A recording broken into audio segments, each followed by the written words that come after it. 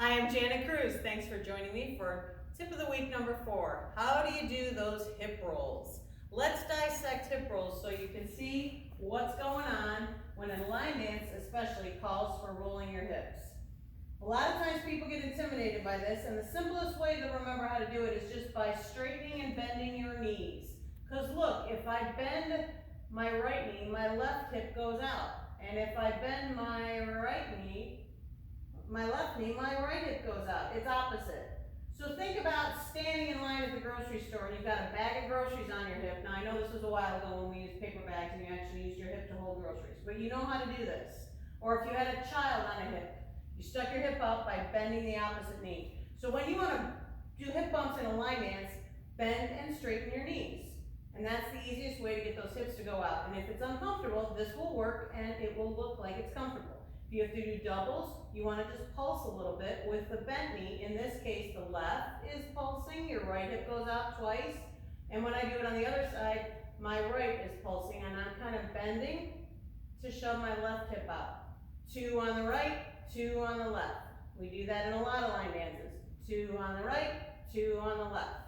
So that's the easiest way to do hip rolls. The second easy way, in my opinion, is to channel yourself back to your younger years when you used to do hula hoops.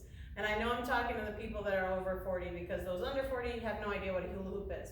But we would put the hula hoop, which was this ginormous ring around our hips, and we would do circles. And that ring would circle around our hips. So you do not want to think you want to go that big, like you have a hula hoop around your waist, but you do want to do little circles. So that will work.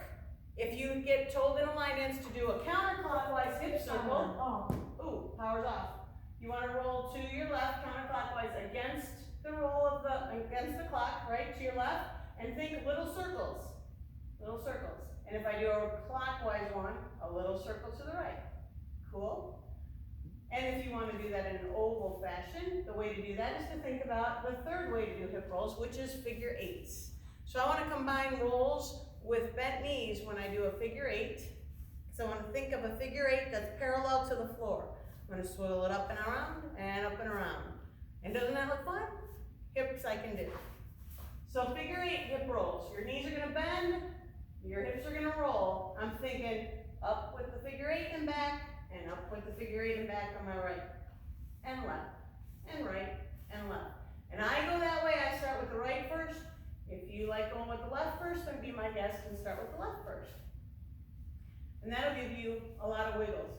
And you can go up and down with it and all around and combine them or not, as you wish. So next time you get told in a line dance especially, you can do this in couples dancing too, especially in a West Coast swing when you're given an anchor and you've got time to play. Hip rolls work out really well, especially instead of cha-cha-cha, you just roll your hips and you're good to go.